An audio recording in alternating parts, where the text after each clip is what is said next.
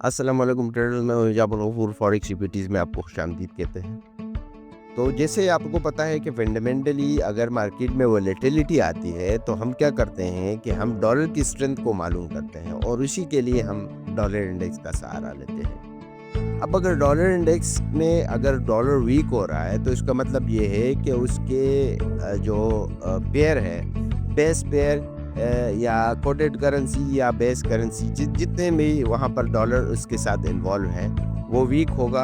और अगर वहाँ से हमें डॉलर की स्ट्रेंथ का पता चल जाता है तो हम कहते हैं कि भाई डॉलर स्ट्रॉन्ग होगा, हमें बाई की तरफ जाना चाहिए या हमें सेल की तरफ जाना चाहिए, हमें लॉन्ग जाना चाहिए या हमें शॉर्ट जाना चाहिए।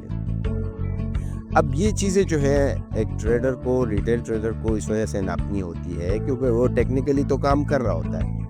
अब टेक्निकल वहाँ पर फेल हो जाते हैं जब हमारे पास फंडामेंटल आ जाती है, सीपीआई है, कोर सीपीआई है, अनएम्प्लॉयमेंट डेटा है, एफओएमसी की मीटिंग्स हैं। ये तमाम चीज़ें जो है वो डॉलर इंडेक्स के ऊपर जो है वो बरह रास्त जो है वो असरअंदाज होती है। तो उसको हम नापने के लिए हम डॉलर इंडेक्स का सहारा लेते हैं। इसकी मिसाल मैं एक करेंसी पेयर की दूंगा, जैसे euro USD, the most tradable currency. अब इसमें अगर आप देखें तो हमें लॉन्ग तब जाना चाहिए जब हमें डॉलर इंडेक्स में डॉलर की वीकनेस का पता चले। तो डॉलर वीक हो रहा है तो ज़ाहिर सी बात है यूरो स्ट्रॉन्ग होगी। कि अगर हम वहाँ पर देख ले कि भाई हमारे पास जो है डॉलर स्ट्रॉन्ग हो रहा है तो हमें शॉर्ट करना चाहिए उस करेंसी पेयर को। मैं ये नहीं कह रहा हूँ कि आप लोग टेक्निकल एनालिसिस या टेक्निकल इंडिकेटर्स को जो है वो छोड़ दें, लेकिन एक रिटेल ट्रेडर के लिए डॉलर इंडेक्स भी काफ़ी फ़ायदेमंद साबित होता है और उससे उनको फ़ायदे उठाने चाहिए।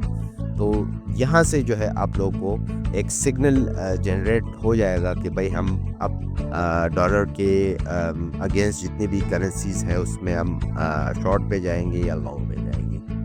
हम मज़ीद इस पे डिटेल में अपने कोर्स में वीडियो बनाएंगे, लेकिन ये एक क्वेश्चन आया हुआ था कि भाई हम डॉलर इंडेक्स को क्यों इस्तेमाल करते हैं, तो उसका आंसर मैंने दे दिया। Thank you.